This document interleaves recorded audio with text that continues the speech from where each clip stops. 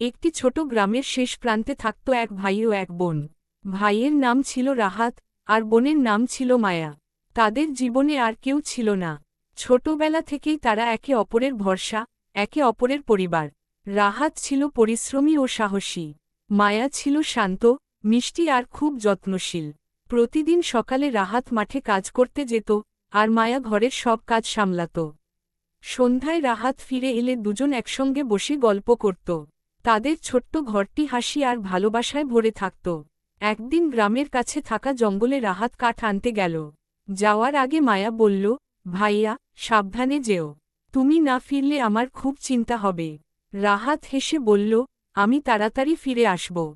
তুমি অপেক্ষা করো। কিন্তু সেদিন সন্ধ্যা হয়ে গেল, তবুও রাহাত ফিরল না। মায়ার মন অস্থির হয়ে উঠল। সে সাহস করে জঙ্গলের দিকে রওনা দিল। অনেক খোঁজাখুঁজির পর সে দেখতে পেল রাহাত একটি গাছের নিচে বসে আছে। কাঠ কাটতে গিয়ে তার পায়ে আঘাত লেগেছিল। মায়া দৌড়ে গিয়ে ভাইকে জড়িয়ে ধরল। তার চোখে জল চলে এল। তুমি ঠিক আছো তো? মায়া কাপা গলায় জিজ্ঞেস করল। রাহাত মৃদু হেসে বলল, আমি ঠিক আছি। কিন্তু তুমি এখানে কেন এসেছ? মায়া বলল, তুমি না ফিরলে আমি কিভাবে শান্ত থাকি? তুমি তো আমার সবকিছু। সেদিন মায়া অনেক কষ্ট করে ভাইকে বাড়িতে নিয়ে এল। কয়েকদিন সে নিজের সব কাজের পাশাপাশি রাহাতেরও যত্ন নিল।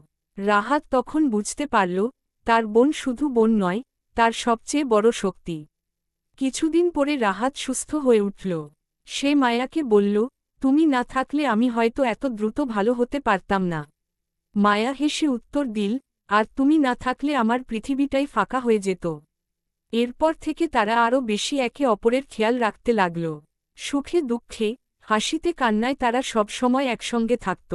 তাদের কাছে পৃথিবীর সবচেয়ে বড় সম্পদ ছিল না টাকা বা ধন সম্পদ, বরং ছিল ভাই বোনের অটুট ভালোবাসা।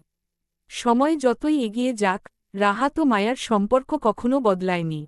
কারণ তারা জানত, পৃথিবীতে মানুষ একা হয়ে যেতে পারে, কিন্তু সত্যিকারের ভাই বোনের ভালোবাসা কখনো একা হতে দেয় না।